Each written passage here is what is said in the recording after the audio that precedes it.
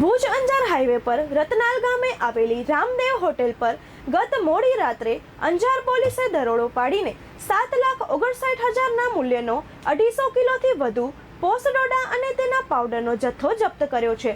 હોટેલનો સંચાલક વતન રાજસ્થાનથી ટ્રકમાં માલ મંગાવીને હોટેલ પર બંધાણીઓને છૂટક વેચાણ કરતો હોવાનું ખુલ્યું છે.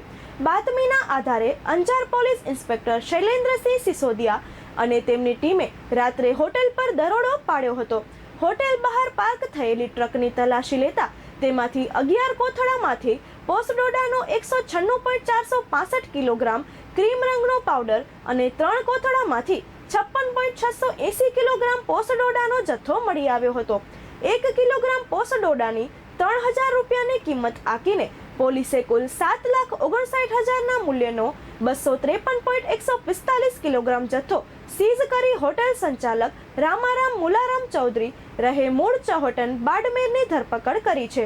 રામારામ છેલ્લા 8 વર્ષથી માસિક 20,000ના ભાડે આ હોટેલ ચલાવતો હતો. જે ટ્રકમાંથી માદક દ્રવ્યનો જથ્થો મળી આવ્યો તે ટ્રક રામારામની માલિકીની છે. રામરામ પોસડોડાનો જથ્થો બાડમેર નજીક આવેલા ગામથી ધર્મારામ ચૌધરી પાસેથી મેળવીને અહીં લાવતો હતો. અફીણ અને ડોડાના બંધાણીઓને અંજાર હાઈવે પર રતનાલ ગામે આવેલી રામદેવ હોટેલ પર ગત મોડી રાત્રે અંજાર પોલીસે દરોડો પાડીને 7,59,000ના મૂલ્યનો 250 કિલોથી વધુ પોસડોડા અને તેના પાવડરનો જથ્થો જપ્ત કર્યો છે. તે છૂટક વેચાણ કરતો હતો.